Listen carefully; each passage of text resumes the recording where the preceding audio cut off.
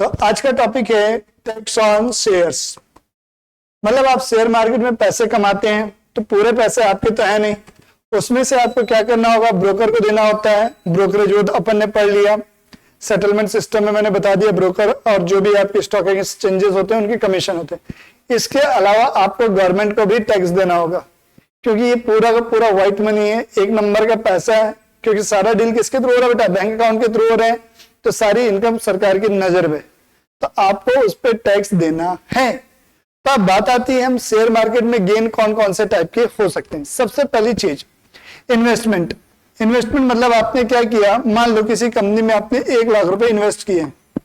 आपने किसी कंपनी में 1 लाख रुपए का इन्वेस्टमेंट किया, आज के डेट मान के चलता हूं 1 जुलाई 2022 से 2023 है, चलो आज जुलाई 2023 है। आपने यहाँ पर किसी कंपनी में 1 लाख रुपए इन्वेस्ट कर दिए। अब आप बैठ के चुपचाप आराम से इन्वेस्ट किए हैं, आराम से घर में बैठे हुए, कोई टेंशन नहीं है। अब मान के चलते 2-3 महीने बाद आपने देखा ये इन्वेस्टमेंट की वैल्यू हो गई है 1,20,000 रुपए। मतलब आपको यहाँ पर 20% का गेन दिख रहा है कि हाँ यार चलो 20% का फायदा है मुझे, हम यहाँ पर क्या कर लेते हैं, प्रॉफिट बुक कर लेते हैं। तो यहाँ पर आपने 20% क्या कर लिया बेटा, प्रॉफिट बुक कर लिया 20,000 रुपए। या हो सकता है आपने 2 साल के बाद, 1 साल के बाद, इसमें आपने 1 ईयर पूरा वेट किया। अब आपने 1 ईयर के बाद इसे बेटा मान के चलते हैं आपको 1,37,000 रुपीज मिले, तो यहां पे से आपका प्रॉफिट कितने का हुआ, 37,000 का। तो ये 2 कंडीशन है आपकी, एक में 20,000 का प्रॉफिट है, एक 37,000 का प्रॉफिट है। एक शेयर आपने 3 महीने के अंदर बेच दिया और एक शेयर आपने 1 साल के बाद बेचा है। तो अब बात आती है कि हमारा टैक्स कितने टाइप का होता है, ठीक है। तो समझिएगा गेन जो होते हैं हमारे 2 प्रकार के होते हैं। जब आप इन्वेस्ट करते हैं, कोई भी इन्वेस्टमेंट होता है आपका, तो उस इन्वेस्टमेंट पे आपके 2 टाइप के गेन होते हैं। एक आता है short term capital gain, short term capital gain, और दूसरा आता है आपका लॉन्ग टर्म कैपिटल गेन। बात आती है कि शॉर्ट टर्म कैपिटल गेन क्या होता है। जो कॉमर्स के स्टूडेंट है और जिन्होंने इनकम टैक्स पढ़ रखी होगी वो समझ सकते हैं कि शॉर्ट टर्म कैपिटल गेन क्या होता है, लॉन्ग टर्म कैपिटल गेन क्या होता है। फिर भी मैं बता देता हूं, अगर आप अपने इक्विटी शेयर्स को with in 1 year sell out कर देते हो, मतलब जिस दिन आपने शेयर खरीदा और उसी साल आपने सेम ईयर में, यानी कि विद इन अ ईयर आपने क्या कर दिया, उसे सेल आउट कर दिया, ठीक है। किसको, within 12 month, less than equal to कितने month, less than 12 month, within a year आपने क्या कर दिया, इसको अपने पास से बाहर कर दिया। तो इस पे जो गेन आएगा उस गेन को हम बोलते हैं शॉर्ट टर्म कैपिटल गेन। और शॉर्ट टर्म कैपिटल गेन लगता है आपका फ्लैट 15%। जो भी गेन आया, गेन इंटू 15%, जो भी आपका प्रॉफिट है उस पर 15% का टैक्स लगता है, ये बोलते हैं शॉर्ट टर्म कैपिटल गेन।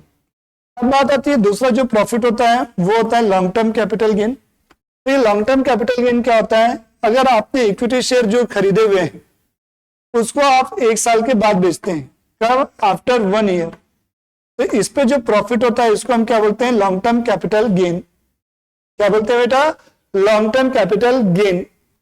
अब पहले क्या होता था, बिफोर 2018 शायद तक, डेट एग्जैक्टली याद नहीं, लगभग 2018 की बात है, तो 2018 से पहले समझ लीजिए, या कोई डेट होगी, इसको 2018 थोड़ी देर के लिए भूल जाओ। पहले क्या होता था, अर्लियर, ये याद रख लो, अर्लियर बात करते हैं। अर्लियर पहले क्या होता था, लॉन्ग टर्म कैपिटल गेन क्या होता था, एग्जम्प्ट होता था। एग्जम्प्ट का मतलब होता है टैक्स फ्री, मतलब जितना पैसा आया आपको उस पर कोई टैक्स देना नहीं पड़ता था। बट पी चिदम्बरम जी जब अपने फाइनेंस मिनिस्टर बने, फाइनेंस मिनिस्टर, तो उन्होंने बोला भैया ऐसा ना चल दो, ऐसा नहीं चलेगा, आपको टैक्स देना होगा। बड़े बड़े इंस्टीट्यूशनल क्या करते थे बेटा, लॉन्ग टर्म तक के लिए पैसा रख दिए हैं, मस्त प्रॉफिट हो रहा है, पूरा टैक्स उन लोग बचा रहे हैं, गवर्नमेंट को कुछ नहीं दे रहे थे। तो उन्होंने इस टैक्स स्ट्रक्चर में क्या किया, बदलाव किया, और उन्होंने बोला कि अगर आपका लॉन्ग टर्म कैपिटल गेन अगर 1 लाख रुपए तक है, अप टू 1 लाख, तो आपका केवल 1 लाख रुपए तक एग्जम्प्ट होगा, और उसके ऊपर जितना भी गेन है वो टैक्सेबल रहेगा। समझिएगा, जैसे मान लो आपने गेन किया बेटा, लॉन्ग टर्म कैपिटल गेन हुआ, LTCG आपका हुआ 5 लाख का, तो आपका 1 लाख क्या हो जाएगा, टैक्स फ्री हो जाएगा, और जो बचा 4 लाख ये टैक्सेबल हो जाएगा। ये क्या हो जाएगा, टैक्सेबल, ये 4 लाख। इस 4 लाख पे आपको क्या पे करना पड़ेगा, टैक्स पे करना पड़ेगा। अब बात आ रही होगी सर कितना परसेंट टैक्स हम देंगे। तो आइए उसको भी मैं आपको समझा देता हूं सारी चीजों को। तो समझिएगा, अब लॉन्ग टर्म कैपिटल गेन में दो ऑप्शन होते हैं, दो ऑप्शन है हमारे, टू ऑप्शन। पहला ऑप्शन है विदाउट इंडेक्स, विदाउट इंडेक्स, और एक होता है विथ इंडेक्स। सर ये इंडेक्स क्या होता है, समझाता हूं। समय के अकॉर्डिंग आप पे क्या होता है, जैसे जैसे समय स्पेंड हो रहा है बेटा, एक्सपांड हो रहा है, बढ़ रहा है समय हमारा, तो समय के साथ महंगाई, इन्फ्लेशन भी क्या हो रही है बेटा, बढ़ रही है। तो जो चीज आज मैंने 2 लाख रुपए में मान लो खरीदी होगी 2001 में, मान लो आज मैं 2020 में 2022 में वही चीज खरीदूंगा, तो क्या वो चीज मुझे 2 लाख में मिलेगी? ऑब्वियस सी बात है सर, कैसे बात कर रहे हो आप, कहां से मिलेगी 2 लाख में, आज महंगाई कितनी बढ़ गई। यस, तो इसीलिए क्या होता है, जब भी कोई एसेट आपकी लॉन्ग टर्म हो जाती है तो आपको क्या करना होता है, एक इंडेक्स होता है। क्या होता है, तो क्या होता है, आपको इंडेक्स करना होता है। इंडेक्स क्या होता है समझिएगा, जब आप इनकम टैक्स की साइट पे जाएंगे या गूगल पे आप करेंगे list of index available in capital gain, तो आपका हर साल के अकॉर्डिंग क्या होगा, एक इंडेक्स वहां पर दिख जाएगा। तो समझिएगा, मान के चलता हूं ये 2 लाख रुपए था, ठीक है, जो मैंने इन्वेस्ट किया हुआ था, आज इसको मैंने कितने में सेल कर दिया, मान के चलता हूं 3 लाख रुपए में सेल कर दिया 2 साल के बाद। कितने साल के बाद, 2 ईयर के बाद 2 लाख की चीज को मैंने कितने में सेल कर दिया, 3 लाख। तो आपको प्रॉफिट दिख रहा होगा सीधा सीधा 1 लाख। जी हाँ, तो क्या आपको पूरे 1 लाख के ऊपर टैक्स देना है? जी हाँ, 1 लाख के ऊपर टैक्स देना, बट इसके लिए 2 केस है। एक होता है विदाउट इंडेक्स, अगर आप इंडेक्स नहीं करते हो, सीधा सीधा बिना इंडेक्स किए कितना सीधा सीधा प्रॉफिट कितना दिख रहा है, 1 लाख, इस पे आप सीधा सीधा 10% प्रॉफिट दे दो। 10% प्रॉफिट क्या है, सॉरी, इसका 10% आप क्या कर दो, गवर्नमेंट को जाके दे दो। दूसरा ऑप्शन क्या आता है, अगर आप इंडेक्स करते हैं तो सेल वैल्यू कितनी हो गई आपकी, 3 लाख, बट कॉस्ट क्या होगी बेटा, कॉस्ट के लिए एक फॉर्मूला है, जितने में आपने वो एसेट खरीदी है, मतलब जो इक्विटी शेयर आपने खरीदे, जो आपके इन्वेस्टमेंट की वैल्यू है, कितने रुपए थी आपकी, 2 लाख, इंटू जिस साल आपने आपके शेयर को बेचा उस साल का इंडेक्स क्वेश्चन में गिवन रहेगा, यानी कि आप यहां पर जाएंगे, लिस्ट ऑफ इंडेक्स यहां पर मिल जाएंगे आपको, वहां से आप इंडेक्स ले लेंगे, वो लिखेंगे, डिवाइड में क्या करोगे, मान के चलता हूं करंट ईयर का इंडेक्स है 319 और जिस साल आपने खरीदा होगा उस साल का इंडेक्स है बेटा 100।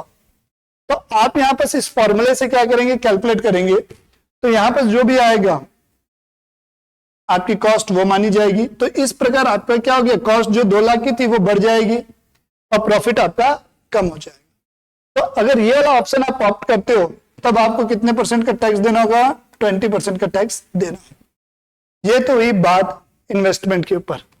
अब बात करता हूं मैं किसके ऊपर, आपका इंट्राडे और फ्यूचर ऑप्शन पे।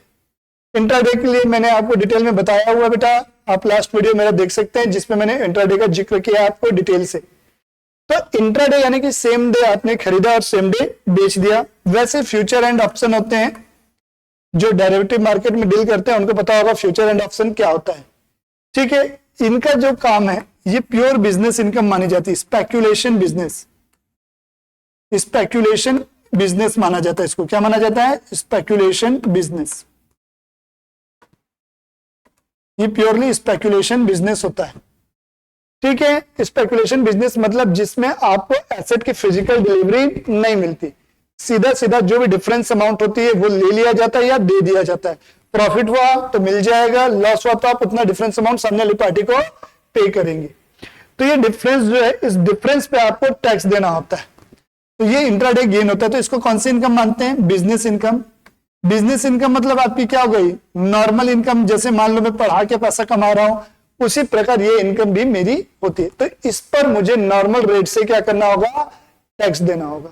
क्लियर हो गई चीजें। एक और इंपॉर्टेंट चीज, मान लो मेरी इसमें क्या मैं बिजनेस मान लिया हूं, तो अब बिजनेस में मेरे खर्चे भी तो होते हैं, यहां मैं टैक्स बचा सकता हूं। यहां बैठा हूं यार, मैं बैठे बैठे ट्रेडिंग कर रहा हूं, मान लो मैंने कोई ऑफिस किराए पे नहीं लिया है, मैं घर पे बैठे बैठे क्या कर रहा हूं, ट्रेडिंग कर रहा हूं, और मुझे मान लो 2 लाख रुपए का प्रॉफिट हो गया। कितने का प्रॉफिट हो गया, 2 लाख का मेरे इंट्राडे यहाँ पे क्या हो गया बेटा, गेन आ गया 2 लाख रुपए का। ये मेरा गेन हो गया 2 लाख रुपए का। तो इसमें से मैं माइनस कर दूंगा, लैपटॉप यूज कर रहा हूं तो लैपटॉप पे क्या लगता है, मेरा डेप्रिसिएशन लगेगा, वो डेप्रिसिएशन माइनस होगा। मैं मान लो इसमें इलेक्ट्रिसिटी बिल दिखा दूंगा, मैं दिखा दूंगा कि रेंट देना पड़ रहा है मुझे जहां ऑफिस है मेरा। इस प्रकार से मैंने मान लो स्टाफ रखे हुए, अपनी सैलरी दे दूंगा इनको। तो इस प्रकार से मैं क्या करूंगा, पूरे खर्चे दिखा सकता हूं। अगर आप उसे एज ए बिजनेस शो करते हो तो इस केस में आपकी जो इनकम हो जाएगी वो हो सकता है रिड्यूस हो जाए। ऑब्वियस सी बात है, ये सारे खर्चे मैनेज करोगे तो आपको क्या हो जाएगा, रिड्यूस। मान के चलता हूं मैंने साल भर में 2 लाख के खर्चे दिखा दिए, तो टोटल प्रॉफिट था 2 लाख, खर्चे हुए 2 लाख, प्रॉफिट हुआ 0। तो मुझे कोई टैक्स देने की जरूरत नहीं। ये दिखा देंगे बोल रहा हूं, ये एक्चुअल खर्चे नहीं है, एक्चुअल में हो ही नहीं रहे हैं। घर से काम कर रहा हूं, मैं दिखा रहा हूं कि ऑफिस से काम कर रहा हूं, स्टाफ रखे हुए मैंने उनको सैलरी दे दी। तो इस प्रकार से अपन क्या कर सकते हैं, इसमें टैक्स की प्लानिंग करके टैक्स बचा सकते हैं। अब मान लो 20 लाख का गेन था, 2 लाख खर्चा, तो 18 लाख पे मुझे क्या करना है, टैक्स देना है। वो टैक्स क्या होगा, नॉर्मल रेट से आएगा, वो मेरी नॉर्मल इनकम में ऐड हो जाएगा। तो आइए इसी सारी चीज को मैं एक पीपीटी के थ्रू आपको गो थ्रू करवा देता हूं। जैसा कि आप देख पा रहे हैं, या इंट्राडे गेन के बारे में मैंने बताया हुआ है, added to traders normal income tax according to his slab rate. अपना एक स्लैब रेट बना हुआ है 2.5 लाख, 5 लाख, 3 लाख, एज के अकॉर्डिंग जो इनकम टैक्स पड़ते हैं वो जानते होंगे। उसमें सारी चीजें यहाँ पर दी हुई हैं, उसके अकॉर्डिंग आपका सारा डिटेल आपको मिल जाएगी। ठीक है, यहाँ पर मैंने पूरा लिख दिया हुआ है। फिर ये मैंने क्या हुआ है, ये तो मैंने बता दिया है। हाँ, कैपिटल गेन के बारे में यहां लिखा हुआ है, gain generated through sale of equity share after year of purchase, long term capital gain. ठीक है, long term capital gain, sorry हाँ मैंने उसमें पी चिदम्बरम बनाया था गलती से, अरुण जेटली थे, सॉरी उस समय चिदम्बरम साहब नहीं, अरुण जेटली थे, अरुण जेटली, मैंने शायद चिदम्बरम पी चिदम्बरम बोल दिया था, गलत है। वो अरुण जेटली भाई साहब थे जिन्होंने लॉन्ग टर्म कैपिटल गेन का कंसेप्ट लेके आया था। ठीक है, before Jain long term capital gain generated from equity completely exam, मैंने बताया हुआ था टैक्स हमारा क्या होता था, एग्जाम होता था। उसके बाद उसने 10% का टैक्स लगाया। ये पूरा एक उसका एग्जाम्पल है यहाँ पर जो मैंने आपको करके बताया प्रैक्टिकली। यहाँ पर पूरा इसका एक एग्जाम्पल है, आप लोग स्क्रीनशॉट ले सकते हैं, इसका स्क्रीनशॉट ले लीजिए जिसको लेना है, देख सकते हैं यहां से पूरा। आइए, ये हो गया बेटा आपका। तो ये था बेटा आपका पूरा का पूरा टैक्स स्ट्रक्चर। तो आप लोग को सभी को ये सारी चीजें पूरी कंप्लीटली पता होनी चाहिए ताकि आप प्रॉपर फंड को मैनेज कर सकें, क्या करना है, कैसे करना है, प्रॉपर प्लानिंग हो सके। तो मिलते हैं नेक्स्ट वीडियो रहेगा डिविडेंड के ऊपर, तो वो मैं बताऊंगा आपको अगले वीडियो में।